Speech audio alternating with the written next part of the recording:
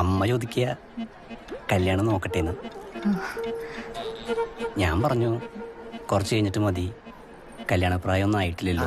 പിന്നെ സയൻസ് എക്സിബിഷന് സാമ്പാർ വിളമ്പുന്ന ഒരു റോബോട്ടിന് ഉണ്ടാക്കുന്ന ശരണ്യ ശരണ്യ അപ്പം ചോദിക്കുക നീ ആരെങ്കിലും മനസ്സിൽ കണ്ടുവച്ചിട്ടുണ്ടോന്ന്. ഞാനിപ്പോ എന്താ പറയാ അല്ലേ?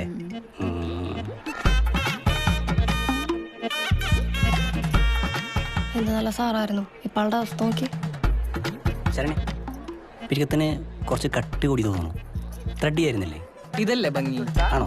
അല്ലേ? ഇതും ഭംഗിയാണ്. ഈ കഷ്ടപ്പാട് കണ്ടിട്ടെങ്കിലും ഉൾക്കൊരു ജീവിതം കൊടുക്കാറില്ലേ? അതാ നീ കൊടുക്കൂ. വേസ്റ്റഡ്.